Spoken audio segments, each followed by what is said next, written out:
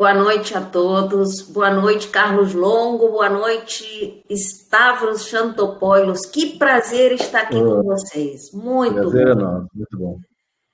Olha, nós estamos assim juntos na educação à distância há bastante tempo, né? Há vários anos que a gente se encontra aqui e lá, é num projeto, é num trabalho, ora com Stavros, ora com Carlos Longo. Aí a gente vai na ABED todos lá. E, casualmente, tanto o Longo como o Stavros já dirigiram, inclusive, a FGV Online. Foram pioneiros em várias iniciativas de EAD na Fundação Getúlio Vargas, trabalho espetacular. Então, uma abertura de um congresso como esse, que trata de repente, professor online, né? Os novos rumos, os novos desafios, o novo normal do ensino superior, não poderia deixar de contar com dois nomes, com a experiência, com a bagagem que vocês têm. Eu até brinquei na sessão anterior que vocês fazem... Não brinquei não, falei sério, que vocês fazem parte da história da educação já à distância no país, apesar de serem tão jovens, né? Esse que é o problema, né? E olha, nós estamos com mais de 20 mil inscritos nesse nosso evento. Tivemos agora há pouco uma sessão que foi bem quente aqui nos comentários, muitas colaborações, vi que vocês também participaram nos comentários, e aí, nessa sessão, a gente dá continuidade, pedindo para vocês apresentarem, né, na sua visão, com a sua experiência, no seu parecer, para onde vamos nesse novo normal, quais são essas tendências para onde vai o nosso ensino superior.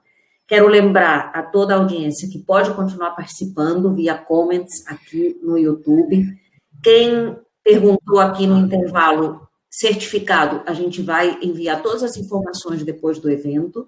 Amanhã tem mais, vocês podem ver a programação de amanhã, que começa às 13h30 da tarde, está toda no nosso site. E professor que ainda não se cadastrou como professor no site do Grupo GEM, www.grupogem.com.br, aproveita o próximo intervalo aí, final da noite, início da sessão que vem, e se cadastra porque tem condições muito especiais.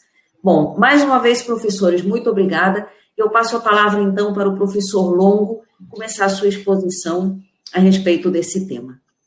Tá ok, muito obrigado, Andréia. Eu vou botar uma pequena apresentação. Eu vou puxar aqui.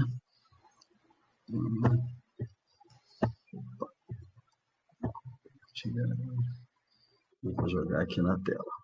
Eu acho que vocês já estão vendo aí? Acho que sim. Bem, a minha ideia aqui, primeiro, quero agradecer ao Grupo GEM pelo convite, agradecer em especial ao André, um prazer grande estar aqui com vocês e compartilhar aqui com o Stavros também, é um grande prazer estar hoje aqui. Eu comecei já assistindo a sessão anterior, pelo menos do meio para o fim, eu adorei. Bem, minha motivação aqui hoje, né, é falar um pouquinho da gestão e do planejamento do pós-Covid, né? Eu não tenho nenhuma pretensão de criar nenhuma receita de bolo, primeiro que eu não acredito nisso, mas queria provocar a gente a pensar um pouquinho sobre o que está acontecendo e para onde a gente vai. Dentro desse enfoque, eu queria começar falando sobre contexto, né? O contexto que a gente está hoje aqui, né? A gente tem 1,1 bilhão de estudantes em aulas remotas no mundo todo. No Brasil, 80% das instituições de ensino superior estão fazendo aula remota. Cabe uma ressalva, já vi que a Andréia falou sobre isso na sessão anterior. Aula remota não é AD. Acho que essa é uma grande preocupação da gente da ABED, quem trabalha, embora foi uma excelente solução para a situação que a gente está vivendo, né?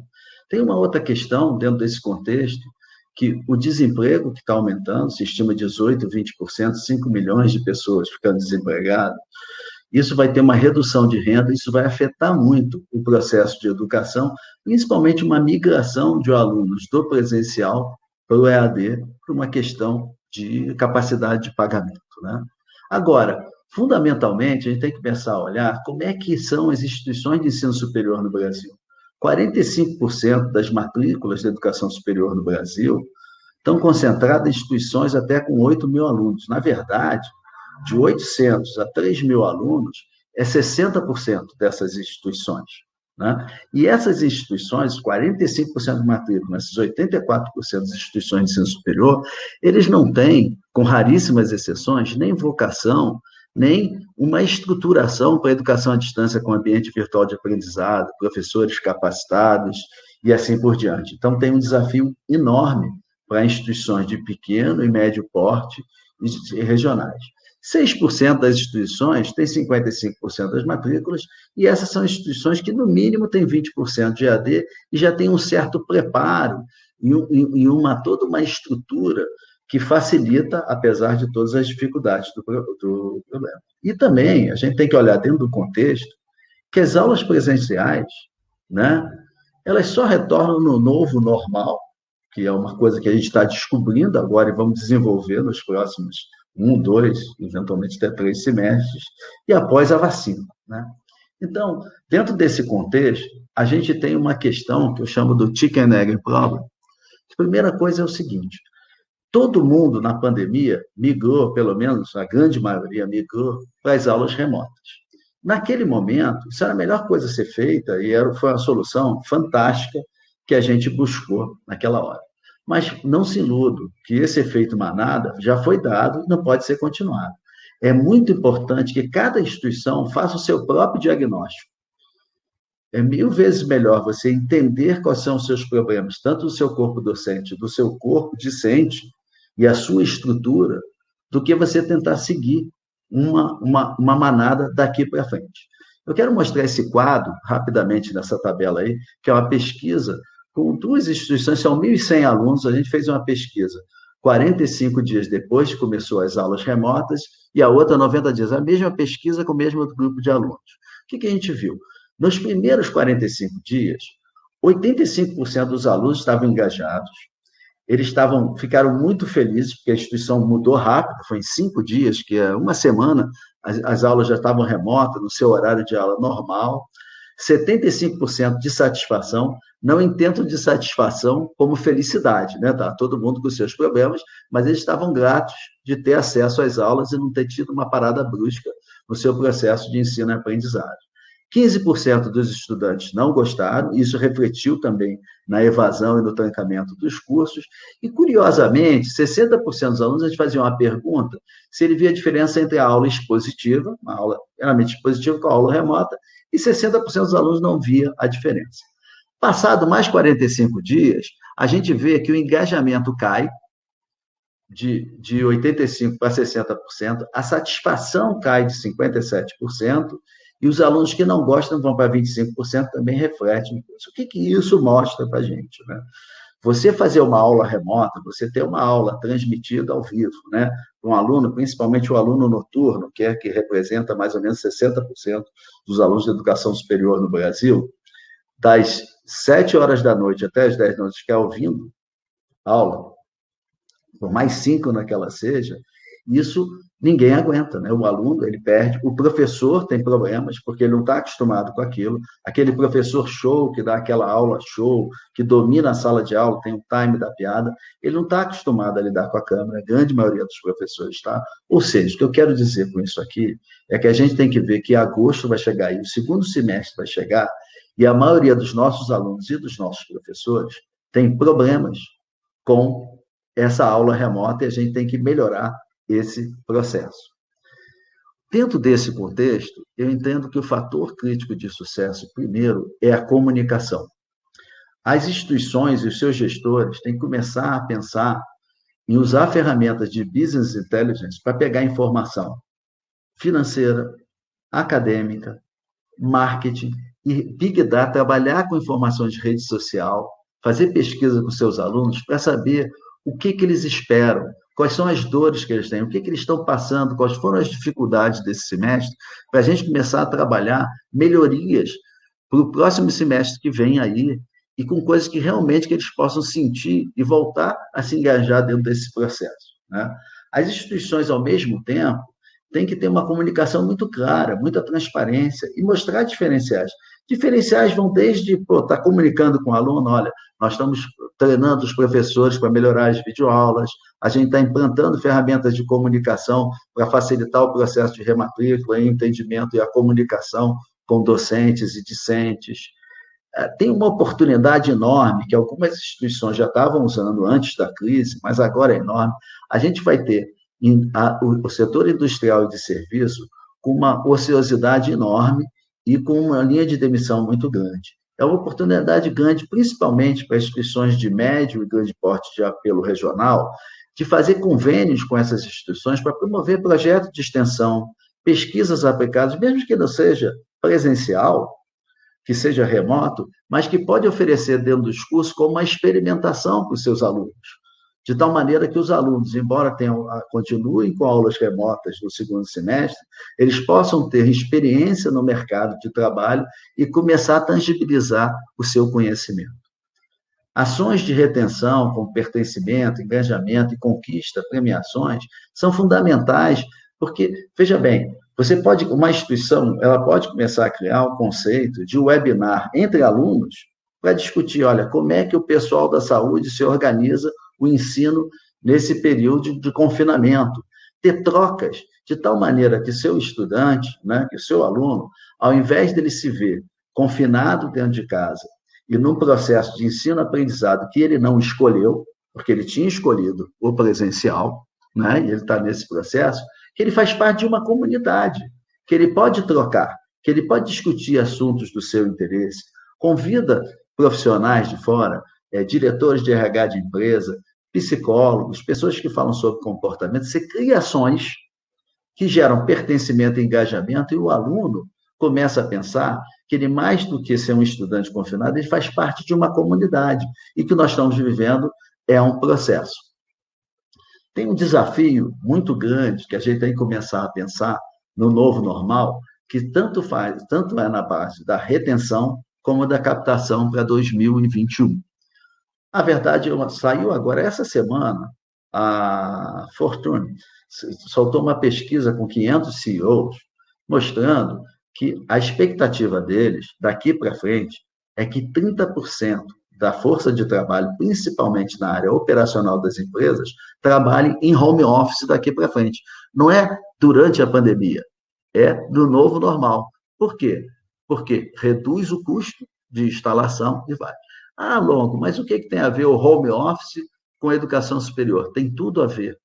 Se você pensar no Brasil, que 60% do aluno noturno é, invariavelmente, um aluno trabalhador, que ele sai do seu trabalho e vai para a faculdade, para a sua universidade, fica lá das 7 às 10 da noite, que em algumas cidades ele foge até do engarrafamento e vai, esse estudante agora, ele está em casa. Ele não vai querer se deslocar 4 ou 5 dias da semana para a universidade, até porque de home office, ele pode mudar o horário dele de trabalho. Ele também não quer um curso 100% presencial, é EAD. Então, você vai ter que começar a pensar que, em vez de você ter 5 dias de aula na semana, você vai ter 2.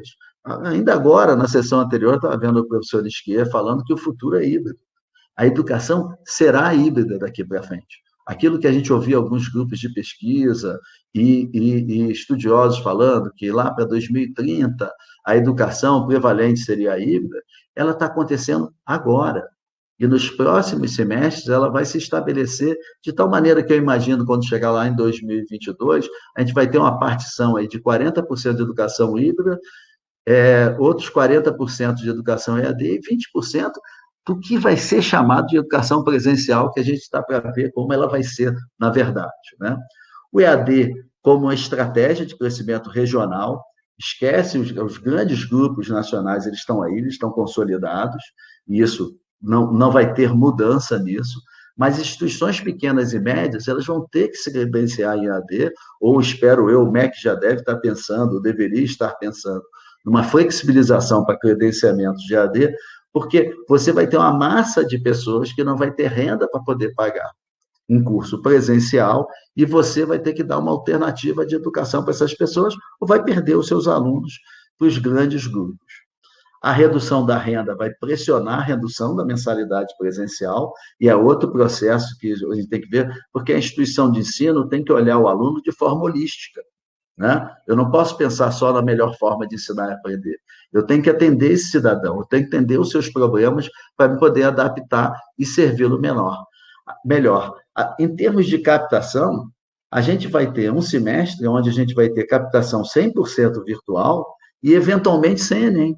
Outro dia eu vi uma notícia do Ministério da Educação que tinha a possibilidade do Enem ser abril ou maio, eu não me lembro agora exatamente, mas assim, eu falei, não, isso é uma brincadeira. Mas existe a possibilidade, ou seja, de você começar o primeiro semestre do ano que vem sem ter uma nota do Enem e mudar isso. Olhando, por outro lado, para todo esse processo acontecer, tem uma coisa que é muito comum nos Estados Unidos e na Europa, e o Brasil a gente tem uma certa dificuldade, tem algumas iniciativas que as instituições, principalmente aqueles 45% de instituições que são de menor porte, a gente tem que começar a trabalhar com consórcio. Consórcio de que maneira, Lô? Consórcio onde você compartilha a ferramenta LMS, você compartilha conteúdo, você faz treinamento de metodologia de corpo docente, tudo de tal maneira que você reduz o seu custo, mas aumenta a sua capacidade de oferta e capacitação. Outra coisa é a terceirização, o BPO, né?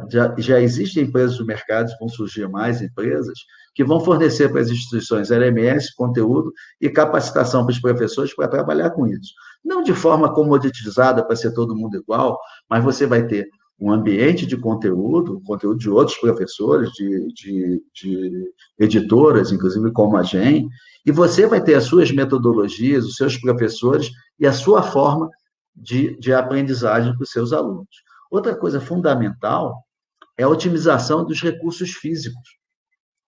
Se você olhar nessa foto aí do lado, na China, numa sala de aula, onde está tudo lá, se você imaginar, as pessoas estão falando da gente usar uma sala de aula com 1/3 da capacidade. Se você tem uma instituição que você tem capacidade para 2.000 alunos em sala de aula num determinado turno, você trabalhar em 1/3, você está falando de 700 alunos. Então, você vai ter que ver a logística, vai ter que ver como o seu modelo de ensino, o seu projeto pedagógico, ele vai ter que se transformar, para se adaptar de uma forma híbrida para você otimizar o seu recurso, né? Principalmente nesse período ainda de pandemia e, obviamente, utilização das tecnologias. O que acontece, o que é efeito da transformação no discente na sociedade? É muito interessante. As mudanças, elas não ocorrem porque você tem acesso ao software ou porque você tem um recurso A. As mudanças ocorrem quando a sociedade começa a perceber a vida diferente. Daqui para frente, vai ser um troço muito normal de você estar andando na rua e ver uma pessoa de máscara e de um shield de metálico. Você entrar numa sala onde você vai estar num cubículo, onde você vai estar com uma coisa de acrílico, ou seja, a percepção das pessoas vai mudar, o comportamento vai mudar. Então, na minha opinião, o ensino presencial, como a gente conheceu, ele perde o sentido. Não faz sentido mais dessa forma de ensinar e aprender. Os grandes grupos, óbvio, que tem alguns deles, com todos os cursos tem presencial, tem o EAD, eles vão entrar nos 40% e vão trabalhar o conceito de webinar e live para botar os professores para poder fazer essa inserção dos alunos, né? As IES regionais, elas vão ter que se diferenciar através de inovação acadêmica e metodologia. Elas vão ter que rever todo o seu conceito pedagógico e, obviamente, para rever o seu conceito pedagógico, ela tem que analisar o perfil do seu aluno e o que ele prefere. A educação híbrida vai crescer drasticamente, vai ser uma aceleração exponencial e, obviamente, por uma questão econômica, o EAD vai ter um crescimento também, vai voltar a crescer a faixa de 25%, 30%, principalmente nesses próximos 2 anos, e o polo vai ter uma mudança de seu papel, e essa mudança aí é uma transformação. Certamente ele não vai ter, o número de polos vai reduzir, mas o papel do polo vai mudar muito. Olhando um pouco as questões acadêmicas a se considerar, eu fiz uma tabela falando demanda e ação, e tentar acelerar aqui para poder cumprir o meu tempo dentro desse processo. A demanda, né, você tem os professores presenciais não estavam capacitados no uso de AVA, de Zoom, Hangout, Meeting, Então, o que acontece? Você pegou uma massa de professores e colocou ele, ó, muito prazer, está aqui o seu ambiente virtual de aprendizagem. A gente precisa capacitar, as instituições vão precisar usar esse intervalo até começar o segundo semestre para promover uma capacitação, para melhorar a qualidade da videoaula, fazer ações, os professores saberem usar pequenas ferramentas como Hangout, como Kahoot, Sócrates, pequenas ferramentas que faz uma aula ser mais atrativa. Em vez de eu fazer uma exposição de 50 minutos, eu fazer um vídeo, fazer uma videoaula de 10 minutos, passar uma atividade, criar um processo onde alunos trabalhem entre si, de tal maneira que a minha aula ao vivo seja uma aula mais atrativa para o meu aluno. Os objetivos da aprendizagem estavam sempre focados na apreensão do conhecimento, e não no desenvolvimento de competências.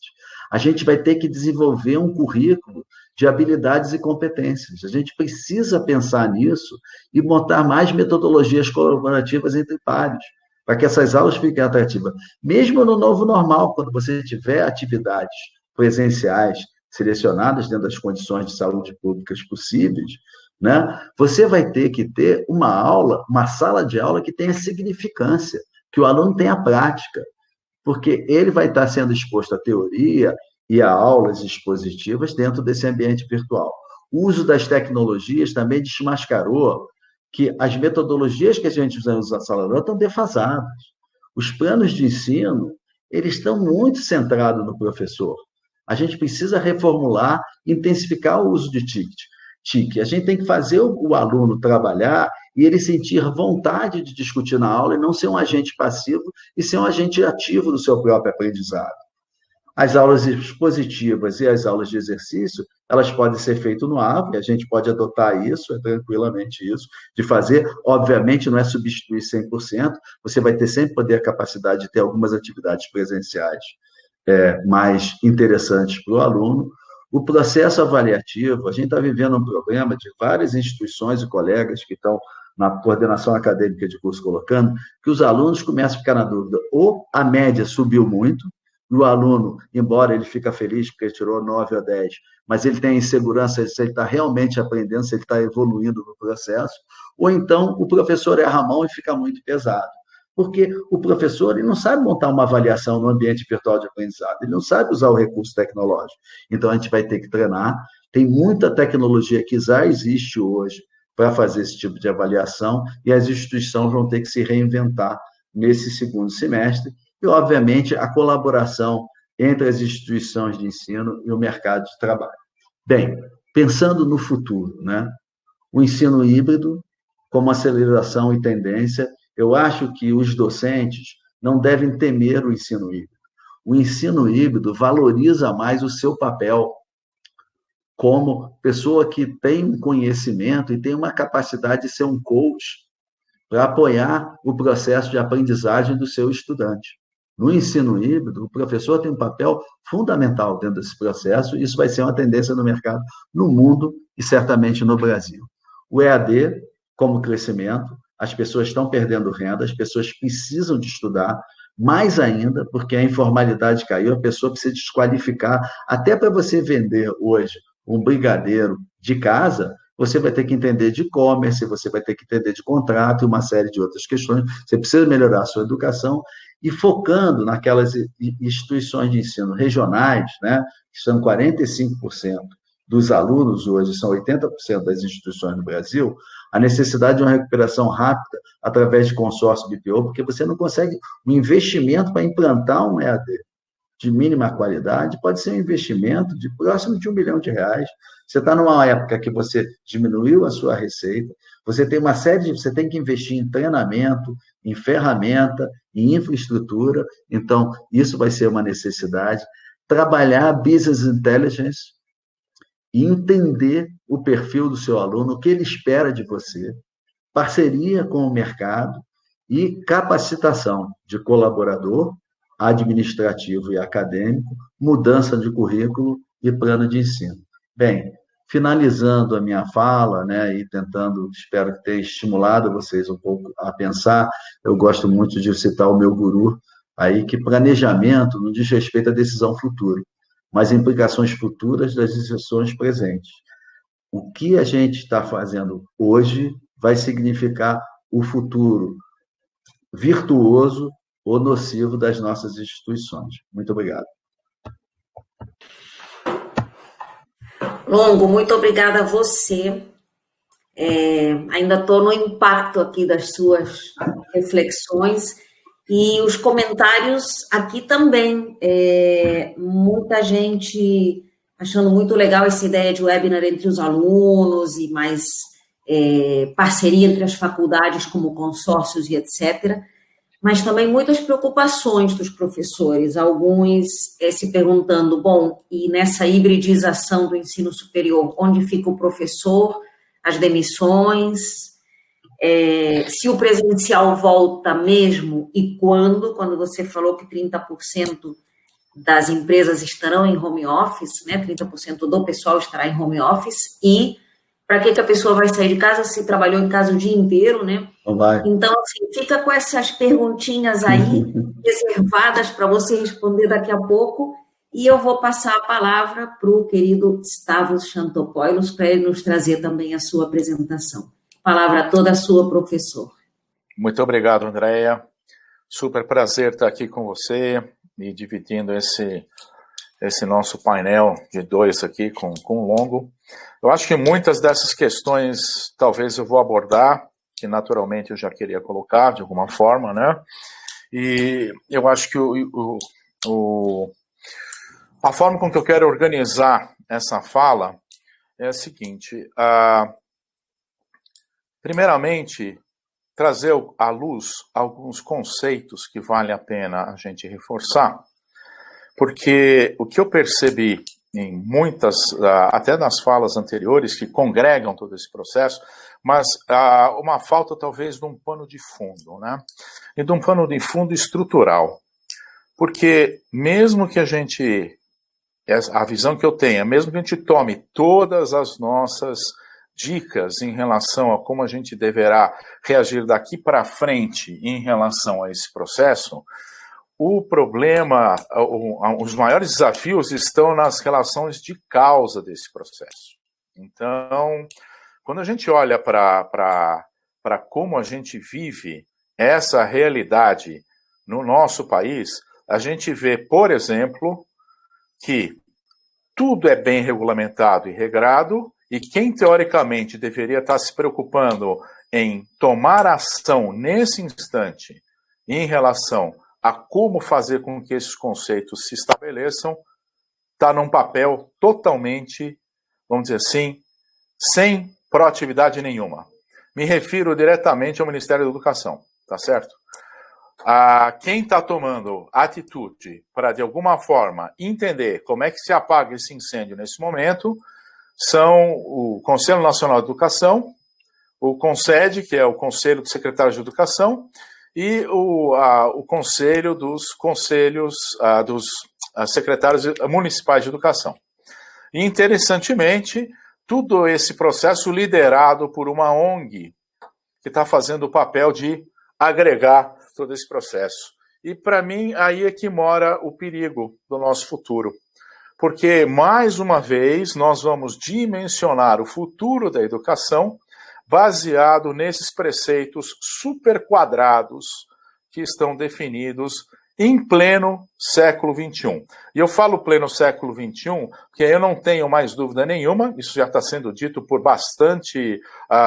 por muitos estudiosos e pessoas ao longo do mundo, o século XXI começa com essa pandemia, né? E pegando até exemplo, eu vi alguns comentários enquanto o professor Longo falava de você pega seus 40% e aproveita. Da onde vem 40%? Num momento onde a gente tem como fazer a integração digital, né? E aí as pessoas comentando, como é que vão ficar os cursos da saúde? Como é que vai ficar isso? Como é que vai ficar aquilo? Não existe momento melhor para a gente restabelecer esse novo parâmetro da educação. E não tenho dúvida nenhuma que, bom, eu particularmente já vou falar isso pela quarta, quinta, sexta vez, junto com meu sócio, nós já cunhamos um novo conceito para a sigla EAD. e nós trabalhamos com o conceito de educação com aproximação digital. Esse é o momento da gente romper isso. Que modelos pedagógicos que a gente quer a partir de agora? São modelos pedagógicos que vão dar presencialidade àquilo que necessita presencialidade física, como os laboratórios, os testes, tal, etc., precedidos, talvez, de instrumentos que requerem presencialidade virtual, né? E suportados por momentos que independem da presença do aluno e ele tem um espaço de tempo para que efetivamente as coisas possam acontecer. Então está na hora da gente romper isso. Chega dessa ladainha de 30% aqui, 80% ali, 40% ali. Qual que é o modelo pedagógico que responde melhor à minha necessidade de transmitir o conhecimento, de trabalhar a habilidade, etc., de cada um? Então, enquanto eu não tiver isso, de nada vai adiantar. A gente vai ser eficiente no modelo do passado. Qual que é o modelo do passado? É essa ladainha de modalidade, tá certo? Então, eu, sinceramente falando, se tivesse a caneta na mão, minha primeira atitude seria rever esse marco regulatório nosso da educação, e não da EAD, tá certo? Então, em termos conceituais, é isso. E, nesse momento, a gente já deveria ter uma política pública ou política de Estado, dizendo, para que a gente transformasse o nosso cidadão apto para o século XXI. Criando o que nós denominamos lá atrás, em 2008, de cidadania digital. Ou seja, um camarada apto para poder atuar nesse mundo em todo o seu sentido. E a gente já tem esse cidadão sendo moldado da pior forma possível. Ele usa o aparelho celular dele, o seu smartphone, seu smart device, para fazer check-in, para mandar foto e mandar comentários tipo kkk. Então, a tecnologia toda de integração que a gente tem nesse mundo digital, pela internet, pelas redes sociais, é utilizada para a gente criar uma geração kkk. E pode olhar para o Brasil e ver o que acontece. Eu uso isso para o meu dia a dia, tiro minhas dúvidas, uso para a minha profissão. Quem está imbuído no contexto de TICs na profissão sabe muito bem disso. E eu não estou usando isso como ferramenta de formação. Eu sou obrigado aqui a falar do ensino superior. Eu estou falando desde a formação básica do indivíduo. Tá certo? Então, o pano de fundo, para mim, principal é esse. Né? E baseado nesse pano de fundo, a gente estaria iniciando a jornada para o século XXI. Isso vai precisar de adaptação, de adaptabilidade? Não tenha dúvida nenhuma. Eu prometo para vocês que eu vou falar de infraestrutura e de acesso, tá certo? Então, guardem os comentários ou eventualmente, os aspectos críticos para daqui a pouco, né? E aí, o que acontece? Quando a gente percebe que a pandemia vai fazer com que nossos espaços físicos fiquem reduzidos, voilá! Quando você não tem espaço para estocar mais aluno em sala de aula, você tem que aumentar o giro do processo de aprendizagem. Como é que você vai fazer isso? Não tenha dúvida.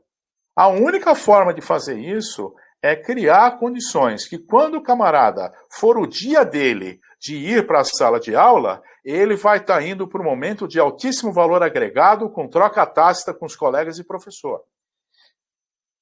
Ok? Eu vi comentários dizendo que tem alunos que não se adequam ao EAD, não tá certo? E isso é impossível no dia de hoje, porque se o camarada usa o Google, usa uma rede social, etc., por que ele não se adequa ao EAD se ele faz isso o tempo todo? Não? Então, nesses aspectos todos aí, e outra coisa que a gente simplesmente não leva em consideração, todo o conteúdo comum da humanidade está na internet. Então, 90% do trabalho que a gente tem para arrumar conteúdo é simplesmente de curadoria e nada mais. E aí, obviamente, aqueles aspectos que o Longo trouxe muito práticos, etc., infelizmente, não vai ser o conteúdo que vai fazer a diferença.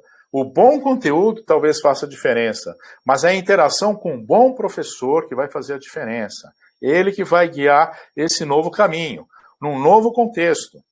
E é interessante que quando a gente fala, e agora entrando um pouquinho mais nesse processo do que a gente está vivendo, né, se não me engano, a professora Silvia falou dessa aproximação das pessoas diferente e tal. Professora Silvia, além dessa aproximação que a gente está tendo, as nossas redes sociais, elas têm novos nós. O nó da família. Então, esse momento é o melhor momento, onde pai e mãe vê filho estudando, o pai tenta estudar, tenta trabalhar, etc. Tudo acontecendo no mesmo ambiente, né? E as pessoas descobrindo ferramentas como Zoom, Teams, etc., e outras plataformas todas aí, né? Então, é mais um momento onde você tem que, talvez, aí sim, começar o contexto de rever todo esse aspecto do impacto da vida digital, né? Que já deveria ser uma variável de uma função de produção econômica se a gente tivesse pensado dessa forma. Mas, infelizmente, pouquíssimas instituições e organizações pensaram dessa forma, em todo esse contexto. Quando nós entramos para dentro da nossa universidade, aí eu gostaria de separar isso talvez em 4 espaços distintos. Universidade pública. EAD na universidade pública é e sempre foi um puxadinho, com raríssimas exceções. Por quê? Introduzimos o que o governo estabelece como modalidade e não planejamos ou preparamos o contexto de como isso ia ser absorvido pelo sistema. Então, o que acontece? 90% das universidades não estão tendo aula. E eu estou detonando a vida do aluno que tem que se virar, né? Ok? Quando eu vou para as particulares, eu também vou classificar elas em 2. Aqui, as que pegaram e fizeram uma pasteurização do ensino pela EAD, fazendo com que fosse um processo de lojinha de R$ 1,99, denegrindo todo o contexto do valor e principalmente daquele que busca a solução, tá certo? Vendendo cursos a R$ 59,90, R$ 100, etc., tal, que é um processo de auto-engano completo. E essas universidades, nesse momento, ou faculdades, também estão vivendo um outro drama, porque eles não conseguiram fazer a inversão do processo de AD deles para o presencial, porque não há uma convergência pedagógica. E as universidades e faculdades que têm consciência pedagógica do que fazem e têm os seus planos pedagógicos alinhados, independente do curso ser na modalidade presencial ou na EAD. E essas, com certeza, certamente tiveram os desafios de fazer com que o aluno do presencial se adequasse, que o professor do presencial se adequasse, mas foi mais ou menos virar a chave em alguns momentos, dias, etc., está todo mundo integrado, tendo aula normalmente, né? E eu falei que eu ia falar em 4 elementos. E o 4º elemento está no professor que ama a sua profissão. Aquele que a professora falou que compra plano de celular para o aluno, aquele que se preocupou individualmente em seguir o seu caminho, porque a instituição provavelmente não teve nenhum processo para apoiá-lo. Então, percebam, não é simplesmente fazer um planejamento com variáveis olhando para o retrovisor. E quando eu digo para o retrovisor, mantendo esse mindset que está por trás da nossa educação. Esse é um momento ímpar para a gente questionar todo esse processo e trazer uma proatividade por trás dele, quebrando, sim, aí sim, o contexto cartorial de tudo que a gente define, inclusive a forma com que o indivíduo vai acumular crédito, conhecimento, comprovar habilidades e competências para que a gente possa, de uma forma mais produtiva e com menos custo, fazer com que haja a alavancagem da formação melhorada do indivíduo nesse momento. Aí eu estou falando de coisas do tipo quebrar o diploma, criar cursos com menor duração, absorver isso, criar, eventualmente, novas configurações para que a própria faculdade possa gerar o seu processo, certificando conhecimento, acumulando isso, repensando, inovando nesses aspectos, né? Esse talvez seja o grande momento para isso, né? Quando a gente vai pensar no âmago de tudo isso, de novo, a gente vai recair na variável da qualidade, né? E, mais uma vez, percebemos que quem não tem qualidade não sobrevive. Isso não é um problema da EAD. Estamos vivenciando isso agora. Então, certamente isso vai acontecer mais uma vez. Quem partiu para ferramentas, o professor Longo mostrou uma pesquisa que ele fez rapidamente numa instituição de 1.100 alunos, né, onde percebeu-se que à medida que saiu aquela sensação, isso daí na realidade é o gráfico da tecnologia, né? Você sempre achou maravilhoso o seu primeiro microcomputador, o seu primeiro notebook e tal, até você perceber que você perdeu o seu trabalho, que ele não funciona direito, tal. Esse é o mesmo efeito. Então você tem aquela surpresa inicial que te agrada, mas o que acontece? As ferramentas adotadas provavelmente não tinham integração, tá certo? A capacidade de uso dessas ferramentas pelos professores também não estava adequada, né? E assim sucessivamente. Então, obviamente, essa curva de aprendizagem durante a pandemia agora eu já sei o que eu fiz, já senti a pancada, e aí sim, a sugestão que eu tenho é planeje-se com esse novo paradigma. E cabe a nós forçarmos isso, fazer com que isso aconteça, para que a gente tenha a oportunidade de realmente introduzir o mais rapidamente possível as pessoas para dentro do século XXI, dentro desse novo modelo, dentro desse novo processo, né? Uma outra coisa que é interessante que a gente fala o tempo todo, mas esse é um momento ímpar da gente fazer essa cidadania digital entre gerações, e falando de gerações dentro do processo de ensino e aprendizagem, né? Primeira coisa que eu faria, aproveitaria para rever todos os cursos de pedagogia e transformaria eles em cursos, primeiro, que tivessem introdução efetiva de novas metodologias de ensino, tal, etc., mas a sua forma de desenvolvimento, na minha visão, teria que ser um curso com dualidade, tá certo? No seguinte sentido, o aluno passaria um tempo na universidade ou na faculdade estudando teoria, conceitos e, eventualmente, laboratório, e o outro tempo ele passaria dentro de uma escola, tá certo? Lá, junto com o professor mais antigo. O que está acontecendo aqui? Estou falando na parte só de ensino. Eu tenho o professor mais antigo, mais experiente, que tem conhecimento e sabedoria, mas lhe falta o craquejo na tecnologia de informação e de comunicação. E eu tenho o professor mais novo, aliás, ele é mais novo até de idade, então ele é muito mais um nativo digital, e essa simbiose de troca entre a natividade digital e o imigrante digital com a sabedoria pode fundir essa nova cidadania mais proativa, onde um leva a experiência que ele tem e o outro traz o mais antigo, o mais experiente para o mundo digital. Porque essas pessoas, seja na sala de aula, seja nas organizações e nas empresas, estão reativas.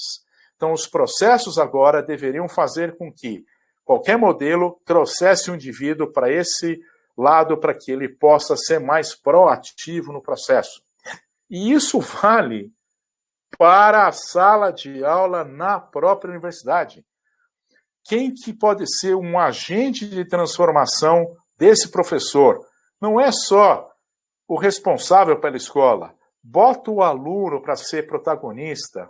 Ele domina a ferramenta, tá certo? E guie ele no conhecimento.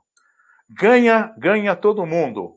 Enquanto houver imigrante digital, essa transição é fundamental.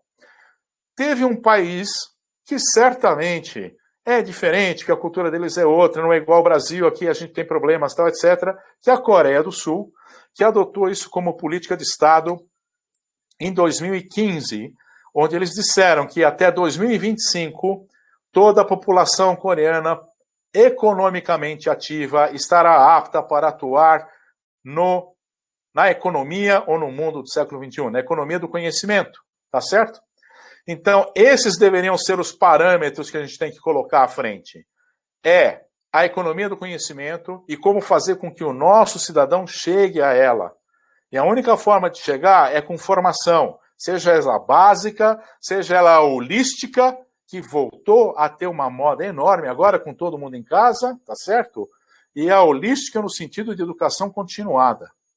Então, esses deveriam ser os parâmetros para que a gente planeje esse futuro para lá 2022, 2023, que é onde vai quebrar a inércia de novo e a gente rodar, né? Eu não sei se houve um comentário de que é um absurdo ter Enem em abril ou março, abril do ano que vem. Pelo contrário, eu não consigo ver Enem até o final desse ano. Eu não consigo ver ano letivo do jeito que a gente enxerga ano letivo. Pessoal, rompeu, quebrou. Não tem como. Teve ruptura enorme. Então, esse é o momento de você, na realidade, aproveitar e repensar a sua base. Não vamos cometer o erro que foi cometido, que por um lado foi excelente, incluiu muita gente no ensino superior, mas começamos pelo telhado, tá certo? E esquecemos a base. Agora é hora de consertar o telhado, eventualmente, e começar na base da educação. E para ir finalizando, que eu acho que o meu tempo já deve estar estourando, se já não estourou, né? Não se esqueçam que o único fator que vai fazer com que a gente retome a economia desse país é o maior, vamos dizer assim, grau de preparo do seu cidadão. Então, se eu hoje, aliás, isso eu já fiz lá na FGV, tivesse uma instituição de ensino, a primeira coisa que eu faria é abra conteúdo gratuito. Deixe as pessoas acessarem, principalmente se for de boa qualidade. Porque você vai estar fazendo um favor para alguém, e esse alguém, se ele se beneficiar com isso, um dia ele volta a comprar de você. Monte estratégias de depois certificar esse conteúdo e cobrar, tá certo? Mas abra seu conteúdo. E cá entre nós, para quem é gestor educacional, tá certo? Quem é gestor educacional, bota na sua cabeça. O melhor processo de garantia de qualidade é você expor o seu conteúdo. Que a hora que você expõe, se não tiver bom, você vai perceber. E isso obriga você a fazer com que haja não pasteurização ou conteúdo comum, mas que haja uma forma de você poder atingir as pessoas e melhorar a qualidade do seu processo. Basicamente era isso. Muito obrigado pela participação. Muito obrigada a você, Stavros. Bom, se eu já estava impactada pela fala do Longo, agora é que eu estou aqui no chão, né, com tudo que você falou. E a nossa audiência também. Na verdade, eu estou falando de uma maneira assim mais humorística, mas você trouxe reflexões seríssimas, duas visões que a gente conseguiu ver agora, e acho que foi muito feliz a escolha de vocês para estarem juntos, porque o que a gente quer nesse nosso congresso é justamente debater, ouvir as diversas visões e aprender com elas todas.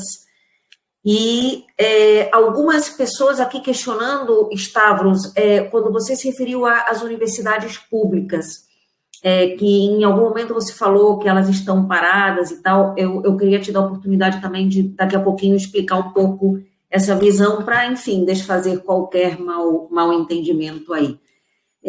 Longo, vou te passar, então, a palavra de novo, se você gostaria de comentar alguma coisa do que o Stavros colocou, e também retomar aquelas questões que eu te coloquei, né, da hibridização, de para onde vai, afinal, o ensino presencial, e se é que ele vai voltar, na sua visão. Bem, eu primeiro começar, assim, não para defender o Stavros, colocar, acho que o Stavros estava citando a universidade pública sobre a questão do EAD, que ainda na maioria das universidades é um pouco incipiente.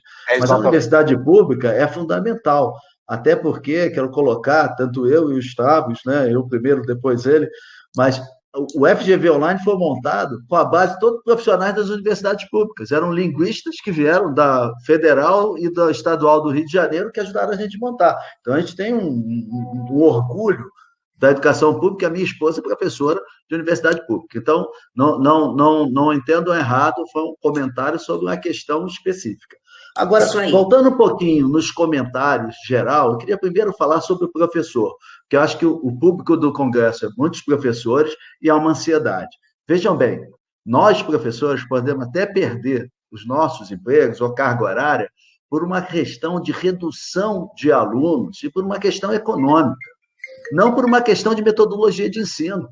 O ensino híbrido privilegia muito o professor. O professor é central na educação híbrida. O plano de ensino, a formatação dos exercícios, o uso das metodologias ativas. O professor é um papel importante. Agora, ele deixa de ser aquele mestre da luz. A visão tradicional do que é ser um professor é que tem que mudar, né? Então, assim, eu acho que ninguém tem que preocupar, mesmo o EAD, porque o que acontece é o seguinte, a gente tem que ver que a educação à distância no Brasil, ela entrou como um processo inclusivo de cursos, né, que eram pessoas que nunca tinham acesso à educação, ou por uma questão de falta de tempo, ou por uma questão de recurso econômico. O que a gente está falando é que, nesse pós-pandemia, o mundo vai se transformar. Na verdade, o aluno, ele vai sair da sala de aula e não vai abandonar o professor. Ele vai ter outras formas de aprender a aprender. E o papel do professor muda e, na minha opinião, fica mais importante do que é hoje. Porque agora, todos nós vamos ter que nos requalificarmos. Não tem saída. E a gente vai ter que treinar, vai ter que aprender todo dia. Entendeu? E isso é uma questão importante. Uma outra questão, rapidamente para comentar, foi a questão da internet. Veja bem, a gente não pode restringir o Brasil. Olha, dado que nem é todo mundo que tem internet vão dar aula diferente. Não. Tem a televisão, tem o rádio, tem o correio. Então, a gente vai ter que se adaptar. Por isso que eu falei que não tem receita de bolo. Se eu estou no interior da Amazônia, e não tem internet, mas todo mundo no interior da Amazônia tem a televisão, porque leva até a bateria. Quem conhece a Amazônia, porque eu conheço o interior, já fui lá dar treinamento e curso, e todo canto, todo mundo tem a televisão. Então, monta um programa dessa natureza, né? Usa outro tipo de artifício. A tecnologia não é o centro. O centro é o aluno e o professor. Eu tenho que capacitar o meu professor e verificar qual é a acessibilidade do meu aluno e aí escolher a tecnologia. Eu sempre brinquei nas minhas palestras que o único curso que eu ainda não fiz foi de sinal de fumaça, porque não tive a oportunidade de encontrar nenhum aluno que se comunicasse dessa forma. Mas se tivesse, ia fazer. Porque um bom curso começa entendendo o seu público-alvo e não baseado no professor, né? O professor é fundamental, mas eu tenho que entender essas questões de acessibilidade. E a última coisa que eu queria comentar, né, a questão dos modelos pedagógicos e planos de ensino. Assim, a gente tem visto experiência de outros países, não quero nem citar outros países, mas acontece o seguinte, a gente vem uma juventude aí que ela é muito mais antenada, ela não quer mais me ouvir, ela não vai ficar me ouvindo, eu não vou entrar na sala de aula, vou ficar 50 minutos, o cara vai dormir. O aluno hoje, o jovem aluno, né, ele só fica na sala de aula porque tem frequência. Porque se não tivesse, ele não assistia mais. Essa que é a verdade. Porque ele vai lá para o YouTube e faz uma outra coisa, ou vê outra forma. Então, assim, as metodologias têm que ser recriadas. O processo de aprender a aprender, ele tem que... Agora, é acessível. Olha, é revisar, taxonomia de Bloom revisada, entender o que a tecnologia traz e definir uma metodologia, coisas simples, de você criar uma atividade que um aluno desenvolve, o outro corrige, o outro apresenta para um terceiro, e aí se discute. Você fazer uma coisa construtiva dentro da sala de aula, você não precisa fazer um PBL, você pode até fazer, mas você pode fazer um TBL, uma coisa mais simples, que você faz dinâmica. Então, assim, a gente tem que sair da zona de conforto. A gente tem que parar de dizer que, não, isso não dá, porque a pessoa não tem acesso. Se ele não tem acesso, qual é o acesso que ele tem? Ele só tem acesso ao rádio. Olha, na década de 90, na Fundação Getúlio Vargas, a gente fez um programa de alfabetização para adultos no interior da Paraíba, todo no rádio, e ganhou um prêmio na ONU. Entendeu? Por quê? Porque o aluno só acessava rádio. Então, assim, você tem que sair dessa zona de conforto e nesse processo. Agora, a verdade é uma só, vai ter que mudar. Eu só tenho uma coisa, não é que eu discordo do Stavros, eu até concordo com ele, mas pela minha experiência ainda falta 10 anos. Não é que eu não... O governo é uma coisa importante na vida de todos nós. A sociedade precisa de alguém que organize as coisas. Mas as mudanças nas políticas públicas no Brasil, mesmo na pandemia, elas demoram 5 anos. E o meu problema é amanhã. Então, eu acho que a gente vai ter que se adaptar, de certa forma, e certamente vai ter algumas mudanças, mas, infelizmente, a mudança dos sonhos, né, que é a flexibilização de currículo e tal, isso não vai acontecer. É só a gente ler os textos que saem nessas notas técnicas, porque é muito difícil. Né? Eu trabalhei 10 anos com uma pessoa que ele dizia o seguinte: se você é inteligente o suficiente para entender a regra, use nela a seu favor, porque não é só com a caneta, você não consegue mudar a regra só com a caneta. Tem os interesses maiores, na hora que você senta lá na cadeira, que você descobre o problema, que é bem mais embaixo do que uma boa intenção. Então, eu acho que a gente tem que aprender a improvisar de certa maneira, mas sair da zona do conforto. Professor, instituição, gestor, né? Sair desse processo, porque o aluno, se nós, como instituição de ensino, não fizermos isso, o aluno vai estudar em outro lugar, porque vai aparecer outras formas de ensinar e aprender, e o mercado vai valorizar as competências, e não o currículo. Eu acho que isso resume um pouquinho da minha fala, e muito obrigado. Obrigada, Longo. Obrigada mais uma vez pela sua participação. Acho que você, no início, já esclareceu para a nossa audiência aquele comentário sobre as universidades públicas, lembrando também que o nosso congresso, ele trata do ensino superior, e a gente está falando muito em cima de graduação, e não estamos falando aqui especificamente, principalmente nas mesas de hoje, de pesquisa, de extensão, embora obviamente sejam temas extremamente relevantes para pensar a universidade como tal. E agora eu vou passar a palavra para o Stavros, para ele também fazer a sua reação aos comentários e fazer a sua fala final. Eu vou aproveitar, André, aproveitar uma pergunta que o Alexei Lorenzetti fez, né? Falando de como fica, por exemplo, a pesquisa nesse ambiente. É impressionante como a gente está atrasado em relação a isso. Esse é o melhor ambiente que tem para pesquisa. Porque o pesquisador, ele não refuta aspectos que vão ligar ele com aquilo que ele precisa, tá certo? Então, imagina, eu lembro, quando eu estava fazendo meu mestrado, eu precisei de um paper que foi uma citação dentro de um paper de um autor. Para eu conseguir isso, eu tive que falar com um amigo meu que estava trabalhando na Alemanha, e ele conseguiu uma cópia desse paper lá com um colega dele da Suécia, e mandaram via fax para mim. E você demorava 4 anos para fazer um mestrado.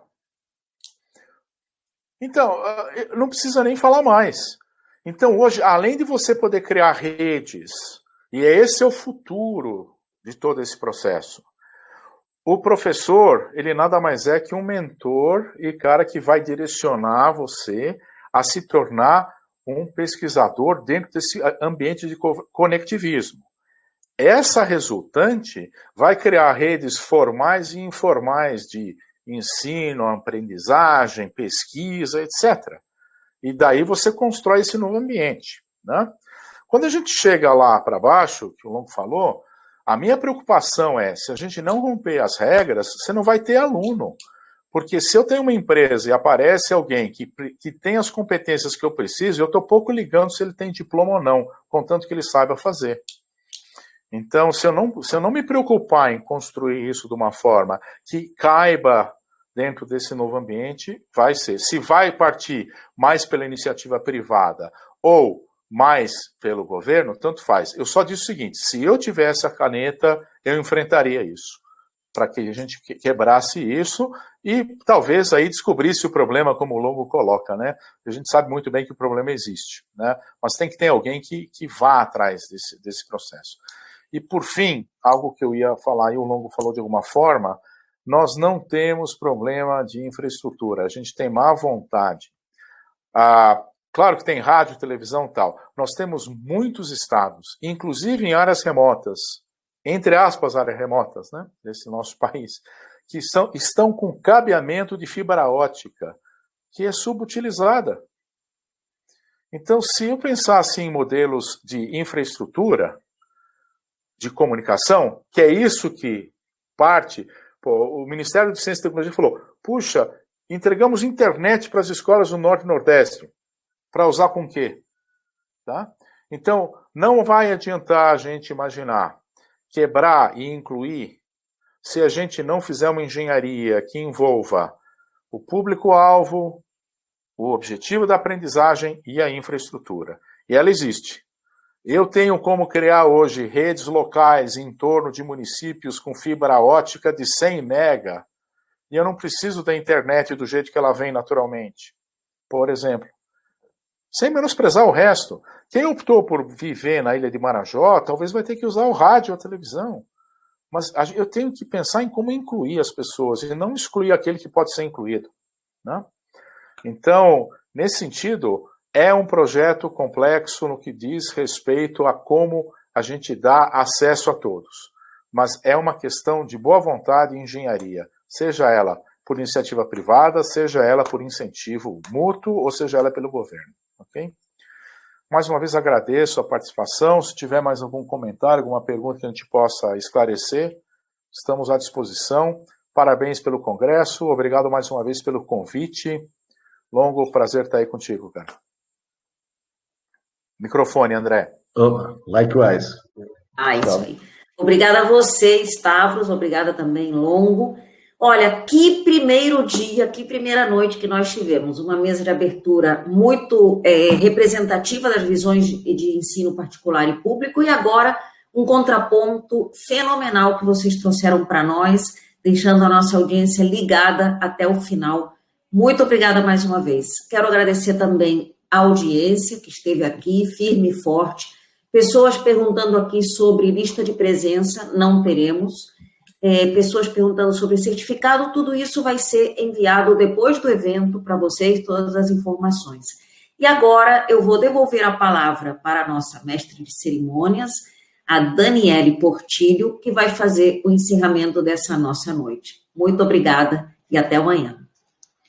Boa noite, Andréia, professores, muito obrigada. Palestras impactantes que nos deixam com um pensamento ainda mais instigado, não é mesmo? Então, só nos resta dizer boa noite, agradecer a todos que acompanharam o primeiro dia do Congresso de Educação, de repente, professor online, o novo normal do ensino superior. Cadastre-se como professor no nosso site www.grupogem.com.br. Se você ainda não fez, vai lá, se inscreve e conheça as condições especiais que nós estamos oferecendo. Amanhã tem mais. Atividades começarão às 13h30, com oficinas de trabalho. Depois teremos palestras imperdíveis. Esperamos todos vocês lá. Boa noite e até amanhã.